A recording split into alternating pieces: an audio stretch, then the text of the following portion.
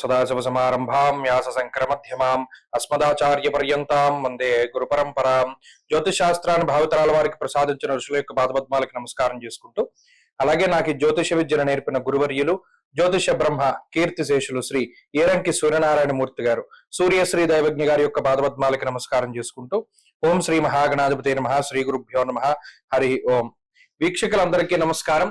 మార్చి నెల 9వ తారీఖు లగాయతు మార్చి 15వ తారీఖు వరకు ఉండేటువంటి గ్రహగతుల ఆధారంగా ద్వాదశ రాశుల వారికి ఈ వారం ఏ విధమైనటువంటి శుభాశుభ ఫలితాలు కలగబోతూ ఉన్నాయో ఈ కార్యక్రమం ద్వారా తెలుసుకుందాం. అందులో భాగంగా ఈ వారం ఉండేటువంటి గ్రహగతుల్ని గమనిద్దాం. ఈ వారంలో చెప్పుకోదగ్గ గ్రహ మార్పులు ఇవి కూడా కనబడడం లేదు. గత వారంలో గ్రహస్థితి ఏ విధంగా అయితే ఉన్నదో 8 గ్రహాలు అదే రీతిలో ఉన్నాయి. ఒక చంద్రుడు మాత్రం మారినటువంటి పరిస్థితి. అయితే ఈ వారం చివరిలో 14వ తారీఖు నాడు రవి యొక్క మార్పు జరుగుతుంది. కుంభరాశిని వదిలిపెట్టి మీనరాశిలోకి రవి యొక్క సంచారం ఉంటుంది. ఇది ఒకటే కీలకమైనటువంటి మార్పు. అనగా వృషభ రాశి యందు గురుడు, మిథున రాశి యందు కుజుడు, మీనరాశి యందు శుక్రుడు, రాహువు, బుధుడు, కుంభమందు శని రవులు, కన్యారాశి యందు కేతువు. చంద్రుడు ఈ వారంలో కర్కాటకం, అలాగే మిథునం, సింహం, కన్యా రాశులు యందు సంచరించబోతూ ఉన్నారు. ఇటువంటి పరిస్థితుల్లో ద్వాదశ రాశుల వారికి ఏ విధమైనటువంటి ఫలితాలు కలగబోతున్నా తెలుసుకుందాం. అందులో భాగంగా మొదటిది మేషరాశి. మేషరాశి వారికి ఈ వారం సానుకూలమైనటువంటి ఫలితాలు గోచరిస్తూ ఉన్నాయి. ప్రత్యేకించి ఈ రాశి వారికి 2వ స్థానంలో ఉన్నటువంటి గురుగ్రహం, లాభస్థానమందు శనేశ్వరుడు, లాభస్థానమందు ఉన్నటువంటి రవి, తృతీయ స్థానమందు ఉన్నటువంటి రాశ్యాధిపతి, అలాగే చంద్రుడు కలుపుకొని 5 గ్రహాల తాలూకు శుభ ఫలితాలు ఈ రాశి వారికి వస్తూ ఉన్నాయి.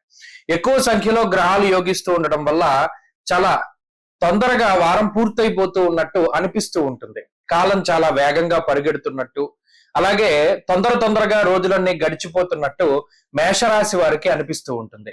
ప్రత్యేకించి ఎప్పుడైతే రాశ్యాధిపతి తృతీయ స్థానంలో ఉన్నారో ఆర్థికంగా ఒకంత ఊతాన్ని కలగజేస్తారు. అంటే ఎప్పుడూ కూడా ఆర్థిక వ్యవస్థ పడిపోకుండా ఎంత ఖర్చు ఉన్నప్పటికీ దానికి తగ్గినటువంటి ఆదాయ మార్గాల్ని చూపిస్తూ అప్పటికప్పుడు ఆదాయాన్ని సృష్టించుకోగలిగేటువంటి శక్తిని ప్రసాదిస్తూ మేషరాశి వారికి కుజుడు అనుగ్రహంగా ఆయన చక్కగా తృతీయ స్థానంలో ఉండడం జరిగింది. అయితే 2వ స్థానమందు గురుడు కూడా ఆర్థిక పరిస్థితుల్ని చక్కగా ఉన్నతమైనటువంటి విధానంలో ఉండేటువంటి విధంగా ఆయన ప్రోత్సహిస్తూ ఉండడం, అలాగే మంచి మాటకారితనాన్ని కూడా ఈ గ్రహస్థితి సూచిస్తూ ఉన్నది.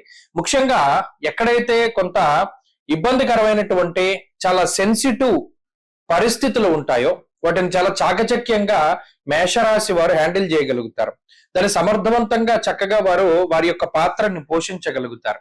మరీ ముఖ్యంగా ఈ సమస్య పెరిగిపోతుందేమో, లేదా అసలు దీని నుండి ఎలా బయటపడతామనేటువంటి సందర్భాల్లో కూడా మీ చాకచక్యత, మీ తెలివితేటలు, అనుభవపూర్వకమైనటువంటి జ్ఞానం చాలా గొప్పగా ఉపయోగపడి మాట వల్ల వచ్చేటువంటి అనేక రకాలైనటువంటి ఇబ్బందుల నుండి బయటపడడానికి కూడా అవకాశం ఉంటూ ఉంటుంది. అలాగే ఈ రాశి వారికి ఆరోగ్య పరిస్థితులు బాగున్నాయి. ముఖ్యంగా వృత్తి, ఉపాధి, ప్రవృత్తి లాంటి విషయాల్లో గ్రహస్థితి చాలా అనుకూలంగా ఉన్నది. ముఖ్యంగా ఆదాయాన్ని తీసుకొచ్చేటువంటి వనరులు ఏవైతే ఉన్నాయో ఆ ఆదాయ మార్గాలు బాగుండడం, తత్ఫలితంగా కొంత మానసిక ప్రశాంతత ఉండడం, ఈ వారంలో కొంత చంద్రబలం అనుకూలంగా ఉన్నటువంటి కారణం చేత అనుకున్నటువంటి పనులన్నీ సజావుగా సాగేటువంటి పరిస్థితులు ఉన్నాయి. మేషరాశి వారికి వృత్తి ఉద్యోగాల్లో ఎదుగుదల గోచరిస్తూ ఉన్నది. స్థాన మార్పు లేదా ప్రమోషను, స్థిరత్వం కోసం చేసేటువంటి ప్రతి ప్రయత్నము కూడా ఫలించడానికి అవకాశం ఉంటుంది. మేషరాశి వారికి ఈ వారంలో ముఖ్యంగా వ్యాపారానికి సంబంధించినటువంటి విషయాలు కూడా చాలా అద్భుతంగా గోచరిస్తూ ఉన్నాయి. చదువులకి, విద్యార్థులకి ఈ గ్రహస్థితి చాలా అనుకూలంగా ఉంటుంది.